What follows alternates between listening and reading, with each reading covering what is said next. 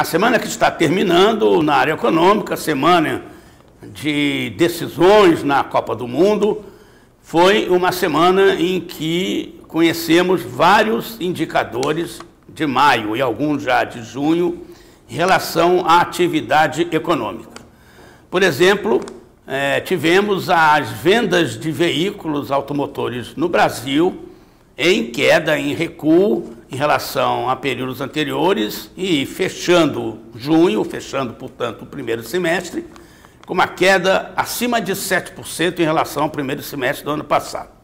A balança comercial, de outro lado, deu um respiro, veio com um superávit de 2 bilhões e 400 milhões de dólares, o que fez o déficit acumulado no primeiro semestre fechar também em 2,4 bilhões de dólares, num caminho de recuperação lenta, cheio de dificuldades, que, segundo as projeções, terminará no final do ano com um superávit comercial não superior, se isso é uma projeção otimista, a mais otimista, de 5 bilhões de dólares. Também foi divulgado aí pelo IBGE a produção industrial no mês de maio, uma queda de 0,6% em relação a abril, terceiro mês consecutivo de queda, um recuo de 3,1% em relação a maio do ano passado, depois de uma queda de quase 6% em abril, em relação a abril do ano passado. Perspectivas para o ano fracas, bem fracas. A retração deve continuar em junho, quando o dado sair, e para o ano, projeção de um encolhimento da produção industrial em relação a 2013, cerca de 1,5%, 2%. Também, na semana que está terminando, foi divulgado o déficit primário do setor público no mês de maio, foi enorme, 11 bilhões de reais, o segundo maior de toda a história, só perdeu para o déficit de dezembro de 2008, começo da crise, impacto da crise, mostrando que haverá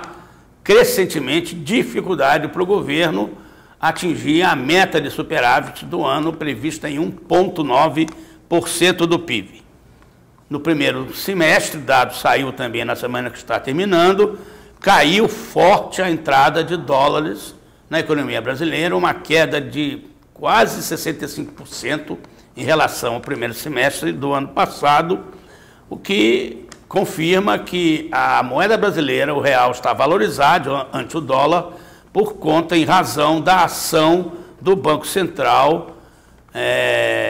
vendendo moeda no seu programa de vendas diária, de fornecimento de ração diária para o mercado. Semana que terminou, teve um dado interessante também, primeiro semestre, em diversas cidades, 16 cidades, acompanhadas pelo índice ZAP Imóveis, mostrou que o preço dos imóveis, especialmente dos usados, subiu no primeiro semestre de 2014 abaixo da inflação. Também continuou e se acentuou na semana o drama argentino da dívida externa, dos fundos abutres que ganharam na Corte de Nova York o direito de exigir o pagamento imediato do que a Argentina não pagou, o calote que estava oferecendo, e isso aí é um problema para todos os países devedores e, no modo geral, para o mercado financeiro global. Finalmente, a semana que está terminando foi a semana em que o